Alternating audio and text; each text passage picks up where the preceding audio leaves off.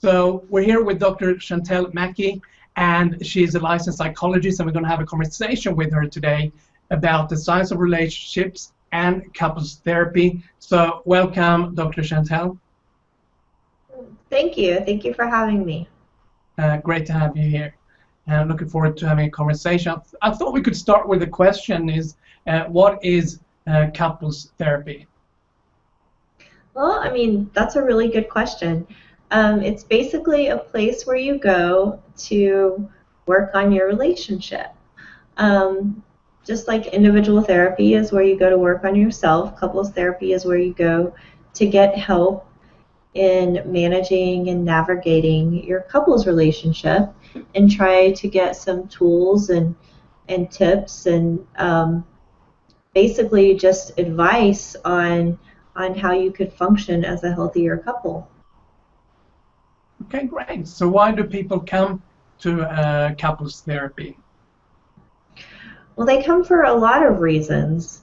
The majority of people that I see in my office are there because they have what they call communication issues. It's usually more than communication issues, but that's usually the main reason they're in there. What I also see are people who have been married for a really long time and they just become kind of disconnected and out of sync with each other over the years. And they really miss the way that their relationship used to function. So they come in to kind of get advice, and they kind of want to know how to get back to where they were. How do they feel close again? How do they feel connected again? And you also get people who just have certain issues that they cannot seem to get past. It's like they get in these arguments. They either don't argue at all, or they get into these arguments that just, it's like they get stuck. It's like gridlock, where they just kind of, create the same pattern every single time they argue, and they never really get anywhere, and they can never really resolve anything. And those are usually the ones that say they have communication issues. Okay, interesting. So what can people expect from going through couples therapy? Well, I mean, a lot of people are a little bit reluctant and a little bit afraid, and that's because it's scary. It's kind of scary to face a lot of the issues that you don't really want to look at. So what you can expect is you can expect to actually begin facing things. What I like to tell people is, in my therapy, I try to make it feel very safe. I try to make it feel fun. I don't push people faster than they're willing to go. So if somebody just doesn't feel safe talking about something or exploring something, I definitely respect that, so that they feel safe and they can go at their own pace. But what you can expect is to really kind of put everything out there and look at it. You can expect exploration. You can expect exploring your past relationships as well as your parent-child relationship. And you can also expect a lot of coaching. I really try to teach my clients how to read their partner, how to react to their partner, better ways to respond to their partner. And it's very experiential. It's very active. It's definitely not just talking. Okay, great. So what are maybe 3-4 things that someone who is watching now and they want to, they want to explore this with couples therapy? What are maybe 3-4 things advice that you could give them when they're about to choose a couples therapist? What is 3-4 things they might want to look for? Well, first of all, it's extremely important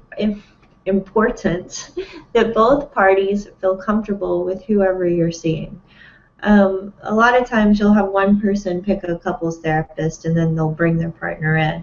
And that's usually not a good idea. It's very beneficial for both of you to meet with the potential couples therapist, or even a few couples therapists, and interview them. This is an interview for you.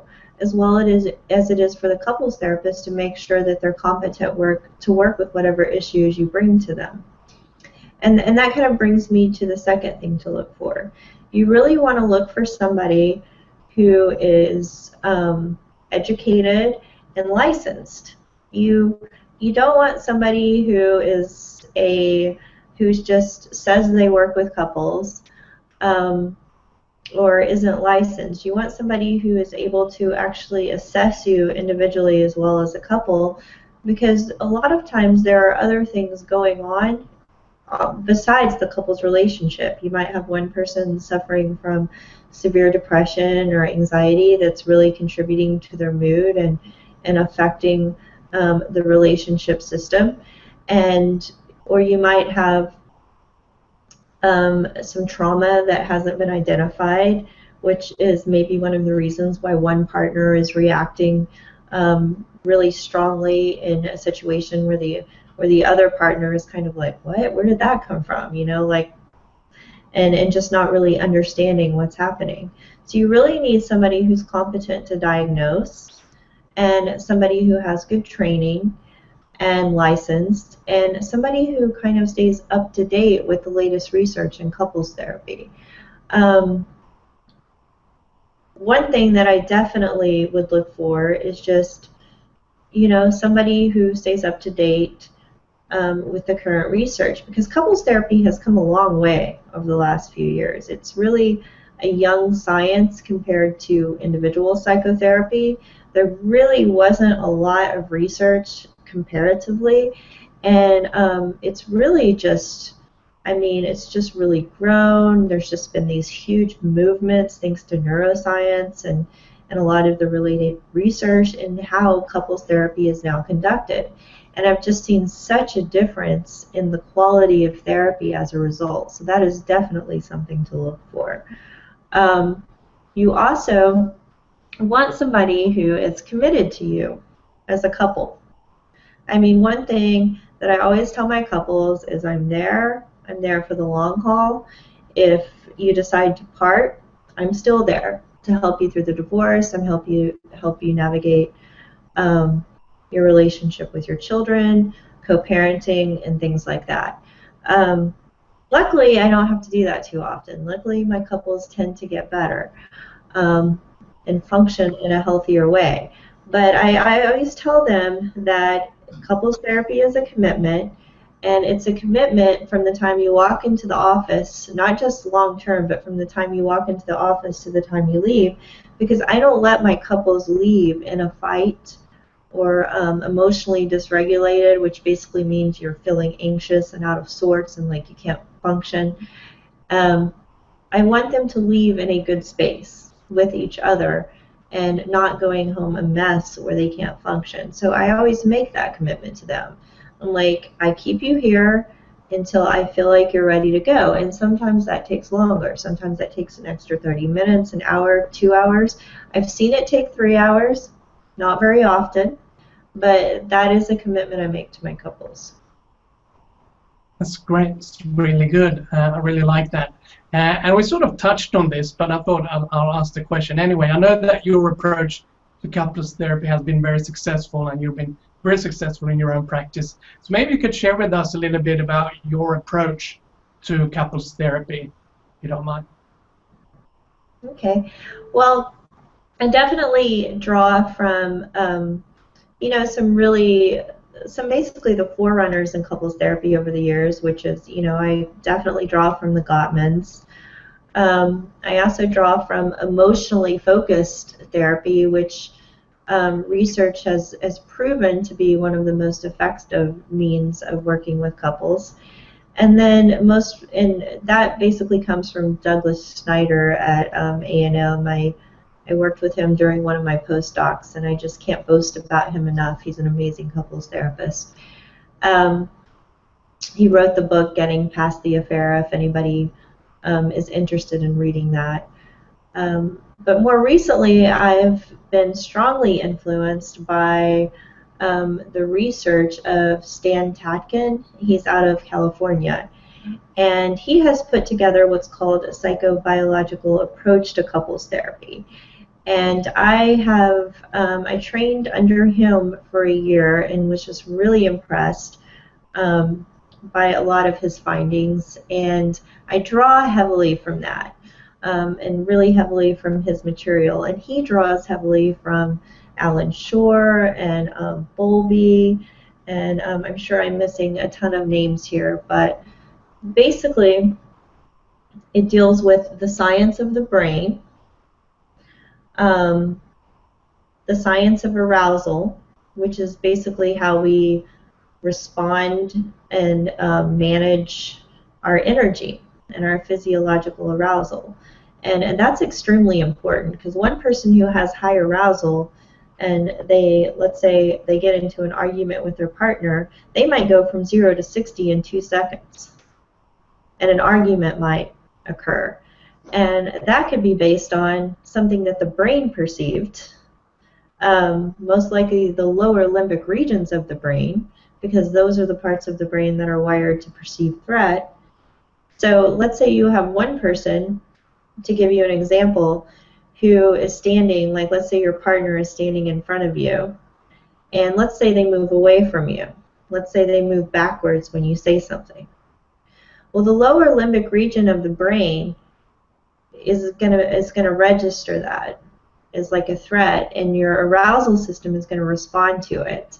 So what's happening here is like this physiological reaction to something as simple as a movement, a physical movement.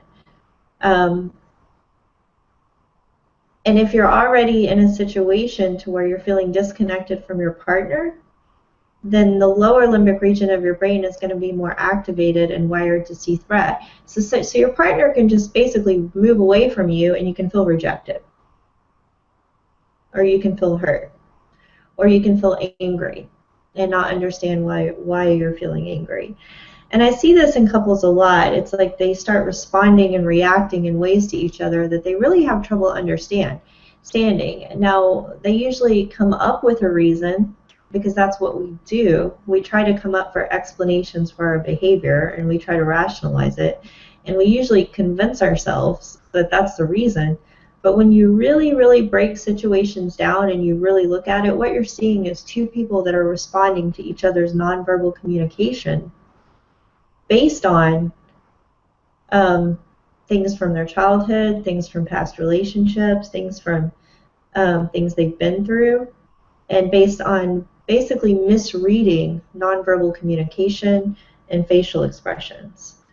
And this is what happens when people are in a relationship over time and they become disconnected from each other.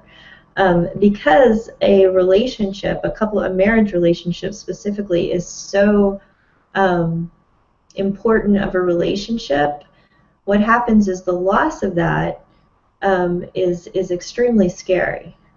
And so because the loss of that is scary, our threat systems become activated, because there's a lot to lose. In the beginning of the relationship, there's not much to lose. Once you've been with somebody and you have your life with them and you're invested in them, or even when you've been in a relationship with somebody for a period of time and you're really vulnerable with them, you now have something to lose. So if there's an insecurity in your attachment, which is another area, then you're going to start misreading things like threats or nonverbal responses or facial expressions and things like that. And then what happens is arguments occur. And not only do they occur, couples have difficulty communicating. They have difficulty getting out of the arguments, because you have two nervous systems that are affecting each other and feeding off of each other. So a lot of my work deals with helping couples really, really look at what's really going on. So we're not just looking at base issues of he didn't take out the trash, or he doesn't come home on time, or he's flirting with another woman, or she just doesn't care how I feel or doesn't appreciate me. We're looking at all the things that make the person feel like this is what's happening. And it can be something as simple as not saying bye to your wife every day before you leave, and the wife can start to feel like the husband doesn't care, and that wasn't the case at all. It's amazing the miscommunication that occurs, and you'll have two people who really love each other and want to be closer to each other, but both of them are misreading things and feeling like the other person doesn't love them as much anymore. And so we really break down all these nonverbal nuances, facial expressions, ways that you're responding to each other, or not really responding, but reacting to each other, both physically, emotionally, and verbally, and we try to understand it. So I teach my patients how to read each other and understand each other. I teach them how to calm each other down and regulate their nervous systems, which also helps regulate your emotions. And I teach them how to repair, actually repair issues. And I teach them how to create safety between them. Because if you can create safety between two people in a relationship, what happens is amazing. If you can just create safety, you can actually regulate your arousal systems, you can actually better regulate your emotions, and once you are in that space and you know how to regulate each other, you can work through any issue 9 times out of 10. Which is why people are so able to work through things in the beginning at times, but then later on in their relationship or marriage, they're not. And sometimes there is basic communication patterns and people just aren't telling each other things. But once you get people into that area or that window of tolerance and you teach them how to repair things, they usually are able to talk about things on their own. Great. Sounds really interesting, and thanks for going through that in more detail. I think the audience really appreciate it. Okay, so someone who's watching now, and if you're watching right now and you do want to take that next step, you want to explore couples therapy and you want to get in contact with Dr. Shantel, what is your if someone is watching now and they want to take that next step, what do you recommend them doing? Well, I offer free 30-minute consultations. And that basically gives me the opportunity to have an idea of what's going on with the couple and make sure that I feel competent to work with them. And then secondly, and actually more importantly, it gives the couple an opportunity to see how they feel sitting in a room with me, my style of interacting with them, and interview me. And to make sure that I'm what they're looking for and that they basically feel comfortable enough to discuss, really sensitive issues with me. Being comfortable, I just cannot stress that. And I know I've said this earlier in the interview, but it's really important that you feel comfortable with your therapist. That will determine your ability to be open and vulnerable in a situation where those components are going to be necessary to really do good work. Okay, great. So if you're watching now and you want to take that next step, you want to explore, you can go to Dr. Shantel's website. You have it here below. You can also call her on the number which is here below as well. And you can do that right now and book in a free 30-minute consultation so you start taking that next step and so you can start your journey. So is there any final words that you want to say, Dr. Shantel? Actually, yeah, I would like to encourage anybody who's watching this and maybe thinking about couples therapy or wondering if they need couples therapy. I would like to encourage you to look at my website. I'd like to encourage you to give me a call, come in, ask questions, just see what it's all about. The biggest mistake that I see is that people wait too long. And I hear stories of this all the time. I have couples tell me about how they went to couples therapy, but they waited too long, and by the time they went, they were just finished. I've seen it in some cases where one person comes in just to kind of say that they went to couples therapy before initiating a divorce. And once the mind is made up, it is often very difficult to change. So if you suspect that your partner is moving in that direction, or you suspect that you might be moving in that direction, the sooner you intervene, the better. You have a much greater chance of saving your relationship than if you wait. And so that's what I encourage people. I encourage people not to wait too long. Investing in your relationship is an investment in your overall health. It's an investment in your family. It's an investment in your life. Your couple is your secure base from which you function from, basically. When that's feeling safe and secure, your health is better, you're able to regulate your emotions better, you're able to parent your kids better, you're able to offer more resources to your job and the other things in your life that are more important to you. And when people invest in their couples relationship, their relationship with their kids tend to get better. They tend to function better at their jobs. They often end up getting promotions and raises. And so it's really an investment in your overall health and your family. Okay, great. So you can go right now to Dr. Shantel's website and contact her there. You have all the details.